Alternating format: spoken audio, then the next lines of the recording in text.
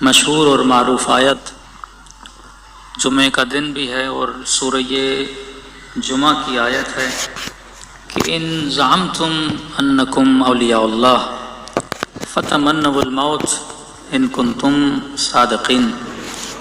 اگر یہ تمہارا گمان ہے، اگر یہ تمہارا زعم ہے کہ تم اللہ کے ولی ہو، تو فرمایا اس گمان کی دلیل یہ ہے کہ موت کی تمنا کر کے دکھاؤ۔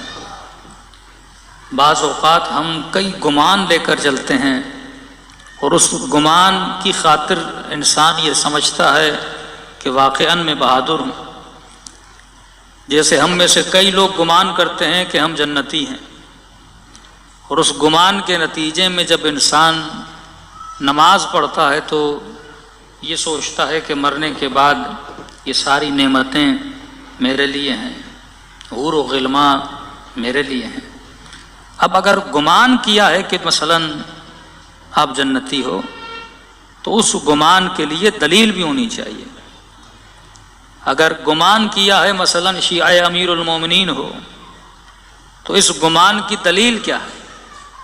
اگر گمان کرتے ہو کہ اللہ کے ولی ہو تو اللہ کہتا ہے اس گمان کا پروف بھی دو کہ واقعاً جو تو سمجھ رہا ہے وہ ہے بھی کہ نہیں ہے۔ اگر تم نے یہ سمجھ لیا کہ تم اللہ کے ولی ہو تو خدا کہتا ہے پھر دلیل یہ ہے کہ موت کی تمنا کر کے دکھاؤ۔ اگر تمنا موت ہے تو تم اللہ کے ولی ہو۔ اور اللہ نے ایک ایسی بات کر دی کہ ہر بندہ سوچنے پر مجبور ہو جائے کہ کیسے ممکن ہے کوئی موت کی تمنا کرے۔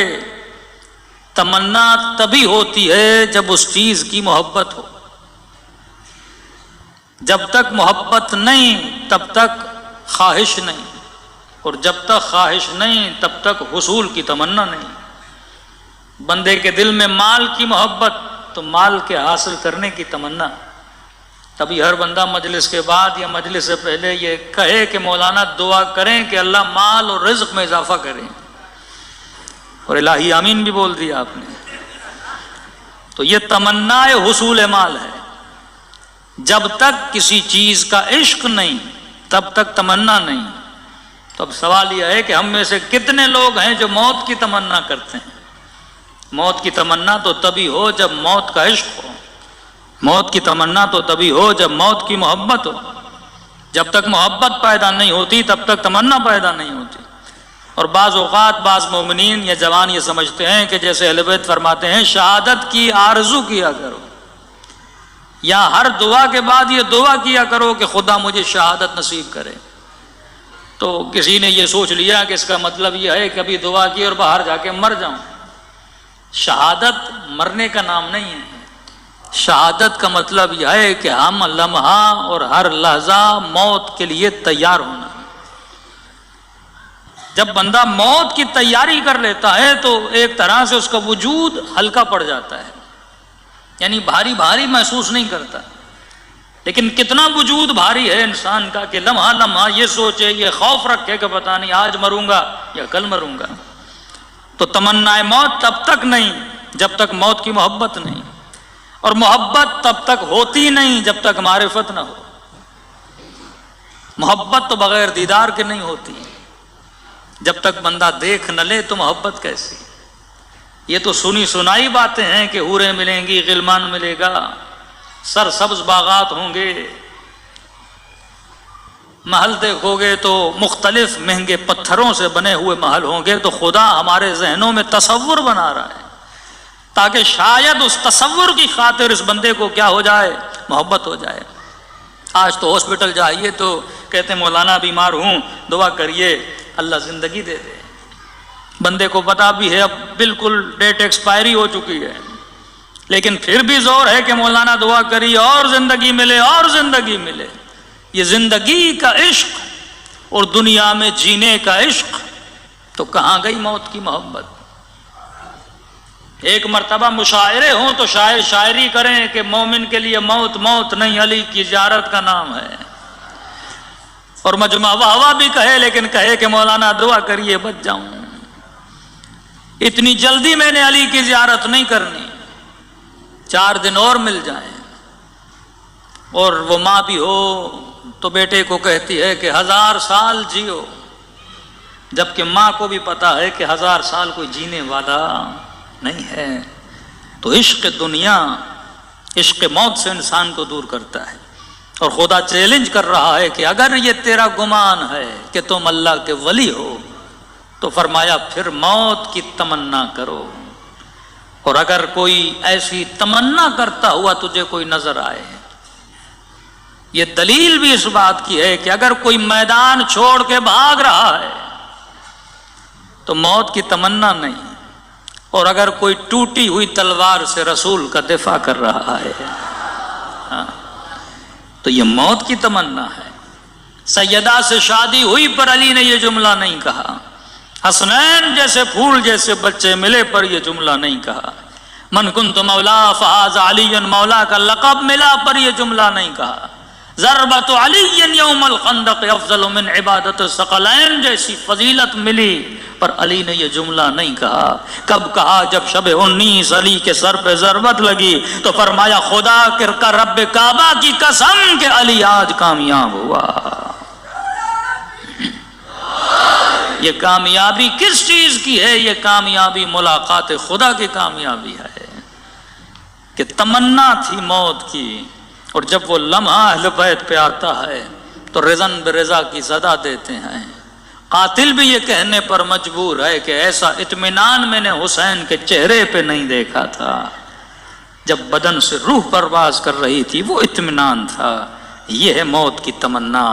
لیکن ایک گمان جو ہم سب کر بیٹھے ہیں، اور اس جوان کی مجلس ترحیم نے وہ گمان ختم کر دیا، کیونکہ جس عالم میں آپ زندگی کر رہے ہیں یہ عالم عالم مادہ ہے۔ دوسرا نام اس عالم کا، اس جہاں کا ہے عالم تدریج، کہ یہاں پہ جو بھی چیز ہوتی ہے وہ تدریجن ہوتی ہے، آنن فانن نہیں ہوتی۔ جناب نے کہا کہ مجھے بھوک لگی ہے تو بیوی نے کہا کہ گھر میں آٹا نہیں ہے، آٹا لاؤ، سالن نہیں ہے کوئی سبزی لاؤ تو پکا کر دوں۔ یہاں پہ کوئی چیز آنن فانن نہیں ہے، دکان پہ جانا پڑے گا، سبزی لینی پڑے گی، اور پاکستان ہے تو گھر میں گیس کا ہونا ضروری ہے تاکہ وہ کھانا بنے اور تیار ہو کے آپ کے سفرے کے سامنے آ جائے۔ یہاں ہر چیز بتدریج ہے، بارش بھی ہوتی ہے تو بادل آئیں گے، ہوائیں آئیں گی، وہ اپنے آنے کی خبر دیں گی کہ بھائی ہم آنے والے ہیں اور بارش برسنے والی ہے۔ سیلاب بھی آتے ہیں تو آنے کی خبر دیتے ہیں، سردیاں آئیں تو آنے کی خبر دیں، موسم خزاں آئے تو وہ آنے کی خبر دے، کیونکہ یہ عالم عالم تدریج ہے، یہاں ہر چیز آہستہ آہستہ خبر دیتی ہے۔ کسی کو بچہ چاہیے تو بچے آنے کی خبر دیتا ہے، شکم مادر میں وہ ایک پروسیس کے تحت بڑا ہوتا ہے، تدریج پروسیس کا نام بھی ہے، یہاں ہر چیز پروسیس کے ساتھ ہوتی ہے۔ یہ نہیں کہ ایک دن میں بچہ ہو گیا، یہ نہیں کہ ایک دن میں درخت تیار ہو گیا، کہ نہیں، ہر چیز بتدریج ہوتی ہے۔ یا آج بچہ ہے کل جوان ہوگا، آج جوان ہے کل بوڑھا ہوگا، بتدریج چیزیں چلتی ہیں۔ اب اس عالم تدریج میں رہنے کی وجہ سے ہم نے گمان کر دیا، اور وہ گمان کیا تھا کہ بھائی موت اب نہیں آنی، تدریجاً آئے گی، مطلب جب میں بوڑھا ہو جاؤں گا، جب میری ہڈیاں پوسیدہ ہو جائیں گی، جب سر کے بال سفید ہو جائیں گے، جب 70-80 سال کا ہو جاؤں گا، اپنے دادا کی طرح، اپنے نانا کی طرح، ان بوڑھوں کی طرح، تو موت اب نہیں آنی۔ اور اس خیال اور گمان نے ہمیں موت سے کیا کر دیا؟ غافل کر دیا۔ اور جب کہ ملک الموت جب انسان کی روح لیتا ہے تو یہ نہیں دیکھتا کہ جناب بوڑھا ہے یا جناب جوان ہے، تو کبھی کبھی کسی جوان کی موت یہ گمان ختم کروا دیتی ہے، کہ یہ گمان بھی نہ کرنا کہ موت بڑھاپے میں آتی ہے۔